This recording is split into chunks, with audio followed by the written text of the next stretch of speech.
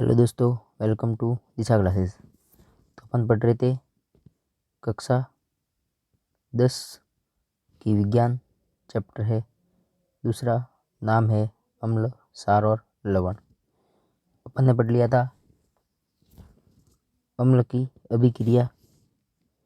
तो पहले अपन ने पढ़ ली थी, देख लीजिए कि धातु के साथ अम्लों और क्षारों की अभिक्रिया। फिर अपन ने पढ़ा धातु कार्बोनेट तथा धातु हाइड्रोजन कार्बोनेट यानी बाइकार्बोनेट के साथ अम्ल और क्षार की अभिक्रिया।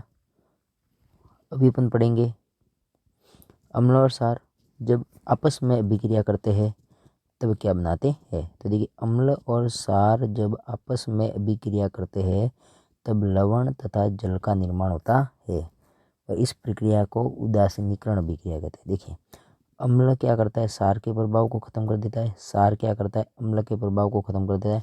और जिस पात्र में उसको डुबाया जाए, जैसे अम्ल भी है और क्षार भी है, तो दोनों ने एक दूसरे के प्रभाव को खत्म कर दिया तो वह विलयन उदासीन बन जाता है। इसका मतलब ना तो इसमें अम्ल का प्रभाव रहता है और ना ही क्षार का प्रभाव रहता है। उदासीनीकरण अभिक्रिया जब अम्ल द्वारा क्षारक का प्रेक्षित प्रभाव तथा क्षारक द्वारा अम्ल का प्रभाव समाप्त हो जाता है और परिणाम स्वरूप लवण और जल प्राप्त होते हैं तो उदासीनीकरण अभिक्रिया होती है। अम्ल द्वारा क्षारक का प्रभाव खत्म हो जाता है, क्षारक द्वारा अम्ल का प्रभाव खत्म हो जाता है और परिणाम स्वरूप लवण और जल का निर्माण होता है। इस अभिक्रिया को उदासीनीकरण अभिक्रिया कहते हैं।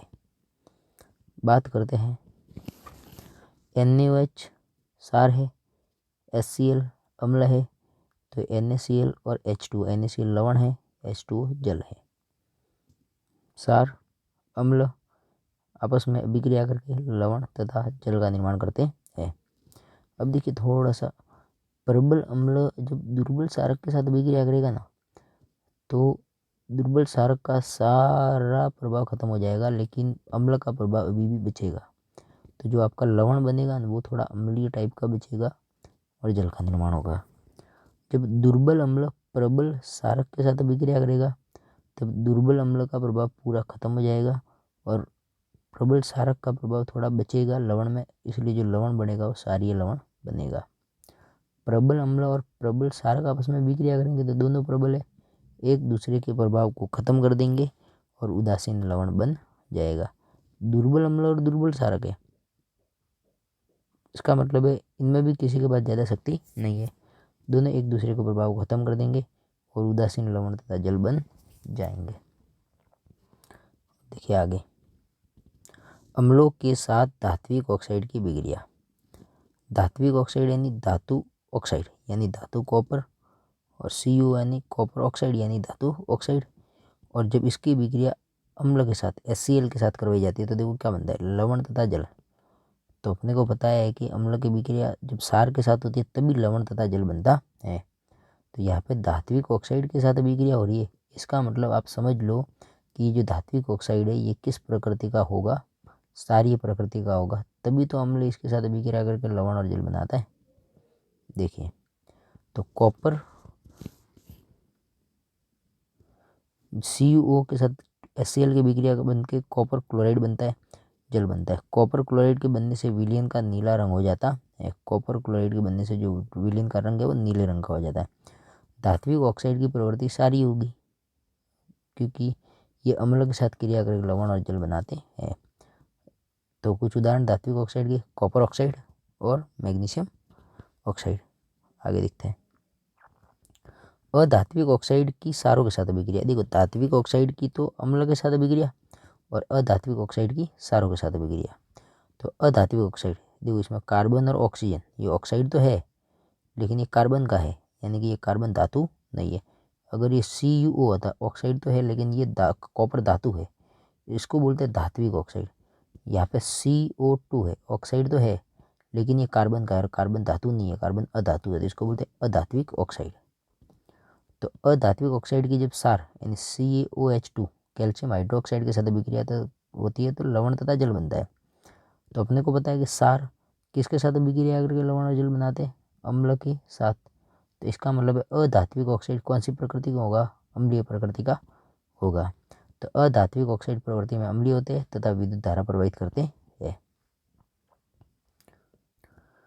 देखिए, जब जलीय विलयन में अम्ल और क्षारक को डालते क्या होता है, जल की उपस्थिति में अम्ल H+ आयन उत्पन्न करते। देखो HCl जब जल में डालेंगे तो H+ और Cl- में टूट जाएंगे।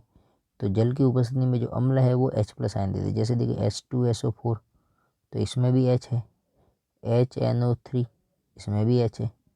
ठीक है, तो जल की उपस्थिति में अम्ल H+ आयन उत्पन्न करते हैं।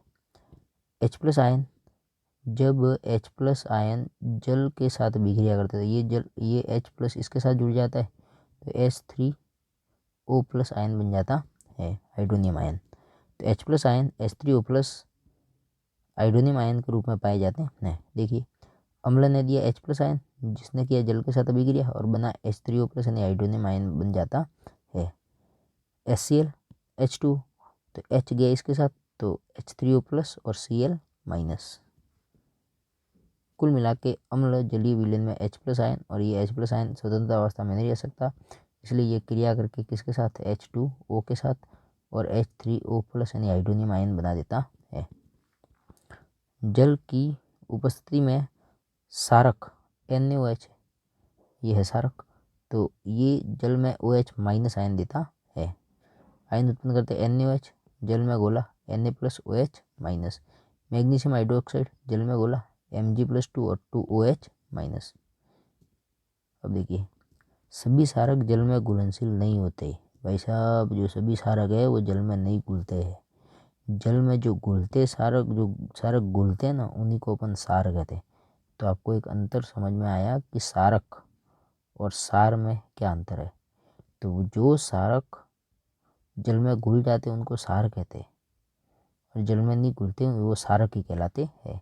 सभी क्षार क्षारक होते हैं परंतु सभी क्षारक क्षार नहीं होते। सभी क्षार तो क्षारक होते ही है लेकिन सभी क्षारक क्षार नहीं होते। क्यों? क्योंकि जो क्षारक जल में घुलता है वही क्षार होता है, बाकी क्षारक क्षार नहीं होते, बाकी क्षारक क्षारक होते हैं।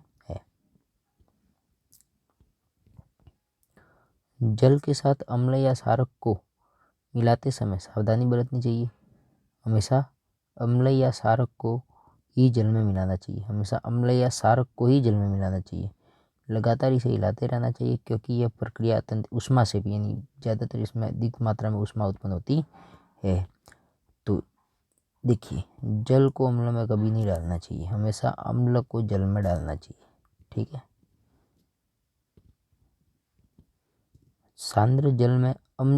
सांद्र अम्ल में जल मिलाने पर उत्पन्न हुई ऊष्मा के कारण मिश्र आस्फलित होकर बाहर आ सकता है तथा आप जल सकते हैं। साथ ही अत्यधिक स्थानीय ताप के कारण कांच का पात्र भी टूट सकता है। इसलिए हमेशा जल को अम्ल में नहीं मिला के अम्ल को जल में मिलाना चाहिए।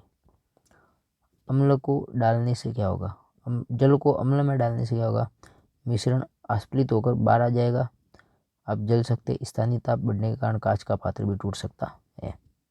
इतना खतरनाक होता है भाई। तो आप देख लो अपन ने क्या क्या भी किया है। अपन ने भी अम्ल की विक्रिया सबके साथ की। पहले अपन ने जब अम्ल की विक्रिया धातु के साथ करवाई, किसके साथ करवाई, धातु के साथ, तो अपने को पता है कि हाइड्रोजन गैस मुक्त होती। फिर अधात्विक ऑक्साइड के साथ जब अम्ल की विक्रिया करवाई लवण तथा जल बनते हैं। सॉरी, धात्विक ऑक्साइड के साथ जैसे CuO, तो अम्ल की विक्रिया धात्विक ऑक्साइड के साथ करवाई तो लवण तथा जल बनते हैं।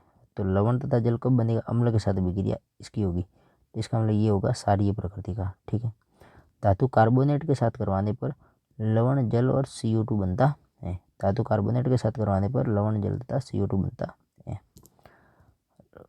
अम्ल की विक्रिया खुद क्षारक के साथ करवाने पर लवण और जल बनते हैं जिसको उदासीनीकरण अभिक्रिया कहते हैं। उदासीनीकरण। ठीक है, धातु बाइकार्बोनेट यानी धातु हाइड्रोजन कार्बोनेट के साथ भी अम्ल की विक्रिया कराने पर वही लवण जल और CO2 बनता है और धातु कार्बोनेट के साथ भी लवण जल और CO2 बनता है। क्षारक के साथ लवण जल उदासीनीकरण अभिक्रिया होती है। फिर धात्विक ऑक्साइड के साथ जैसे CuO, तो लवण जल जिसमें धात्विक ऑक्साइड की प्रकृति कैसी होती है, क्षारीय होती है। अब देखिए, अधात्विक ऑक्साइड के साथ क्षारक विक्रिया करते तो वो अपन नीचे पढ़ते। देखिए, क्षारक की विक्रिया, तो धातु के साथ करवाने पर ये भी हाइड्रोजन गैस देता है। अब क्षारक की विक्रिया अधात्विक ऑक्साइड यानी CO2 जैसे मान लो से विक्रिया करवाने पर लवण और जल बनता है, तो ये क्षारक है, तो ये कौन सी प्रकृति का होगा? अम्लीय प्रकृति का। अब क्षारक की विक्रिया धातु कार्बोनेट के साथ कोई विक्रिया नहीं होती, धातु हाइड्रोजन कार्बोनेट के साथ कोई विक्रिया नहीं होती, और क्षारक की विक्रिया जब अम्ल के साथ करवाते तो लवण और जल यानी कि उदासीनीकरण विक्रिया। वापिस आगे देखें, अम्लों में क्षारकों में समानता। तो सिंपल सी बात है भाई, सभी अम्ल H+ आयन उत्पन्न करते हैं, सभी क्षारक OH- उत्पन्न करते हैं। जब कोई अम्ल या क्षारक जल में मिलाया जाता है तो ये तनुकृत हो जाता है, यानी कि इसकी जो कैपेसिटी क्षमता है उसकी वो थोड़ी कम हो जाती है, ताकत। जल में मिलाने पर आयन की सांद्रता H3O+ या OH आयन में माइनस आयन में प्रति इकाई आयतन में कमी आ जाती है। अगर अम्ल मिला रहे तो अम्ल में H3O+ में प्रति इकाई आयतन में कमी आएगी, क्योंकि उसमें जल की मात्रा बढ़ जाएगी, और क्षार मिलाएंगे तो OH- के प्रति इकाई आयतन में कमी आ जाएगी, क्योंकि उसमें जल की मात्रा बढ़ जाएगी क्षार के मुकाबले। क्षार तथा अम्ल की प्रबलता। किसी क्षार या अम्ल की प्रबलता उसके द्वारा उत्पन्न H+ आयन या OH- आयन की संख्या पर निर्भर करता है।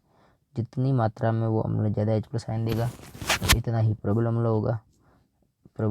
जितनी मात्रा में ज़्यादा OH- आयन देगा वो जो क्षार, वो इतना ही प्रबल क्षार होगा। किसी अम्ल या क्षार की प्रबलता हम एक सार्वभौमिक सूचक द्वारा ज्ञात कर सकते हैं, जिसको अपन क्या बोलते हैं? pH। सार्वभौमिक सूचक यूनिवर्सल इंडिकेटर अनेक सूचकों का मिश्रण होता है। यह सूचक किसी विलयन में हाइड्रोजन आयन की सांद्रता के विभिन्न रंगों को बताता है। pH स्केल देखिए, pH स्केल किसी विलयन में उपस्थित H+ आयन की सांद्रता ज्ञात करने के लिए एक स्केल विकसित किया गया, जिसे pH स्केल कहते हैं। pH में जो P है उसका अर्थ है पोषांश, यानी जो एक जर्मन शब्द है जिसका अर्थ होता है शक्ति। pH यदि 7 है तो विलयन उदासीन होगा, pH 7 से कम है तो विलयन अम्लीय होगा, pH 7 से ज़्यादा तो विलयन क्षारीय होगा। pH स्केल कहाँ से कहाँ तक होती है? 0 से लेके 14 तक। 0 से लेके होती है 14 तक, 0 से लेके 14 तक, या होता है 7। 7 से नीचे अम्ल, 7 से ऊपर क्षार। जैसे एसिटिक अम्ल H2CO3 ये दुर्बल अम्ल है। प्रबल अम्ल में आता है HCl, H2SO और HNO3। H+ आयन की मात्रा बढ़ती जाएगी, अम्ल प्रबल होता जाएगा। OH- आयन की मात्रा बढ़ती जाएगी, अम्ल प्रबल क्षार प्रबल होता जाएगा। NaOH, KOH ये सब प्रबल क्षार है। NH4 अमोनियम हाइड्रोक्साइड ये दुर्बल क्षार है। अब वही pH स्केल में 14 से ऐसे इधर जाएंगे, 7 से 14 क्षार की प्रकृति बढ़ेगी, 7 से नीचे आते जाएंगे अम्ल की प्रकृति बढ़ेगी। अम्ल की प्रकृति बढ़ेगी तो यानी कि H+ आयन की सांद्रता में वृद्धि होगी, क्षार की प्रकृति बढ़ेगी तो H+ आयन की सांद्रता में कमी और OH- आयन की सांद्रता में वृद्धि होगी। यानी जीवन में pH के महत्व की बात करते हैं तो पौधे एवं पशु pH के प्रति संवेदनशील होते हैं। हमारे शरीर में 7.0 से 7.8 pH परास के बीच कार्य करता है हमारा शरीर। वर्षा के जल की pH मान जब 5.6 से कम हो जाती है तब अम्ल वर्षा होती है। मिट्टी का pH सिंपल सी बात है भाई, अच्छी उपज के लिए पौधों को एक विशिष्ट pH परास की आवश्यकता होती है। यदि किसी स्थान की मिट्टी का pH कम या अधिक हो तो किसान उसमें आवश्यकता अनुसार अम्लीय या क्षारीय पदार्थ मिलाकर उस pH को कंट्रोल करते हैं।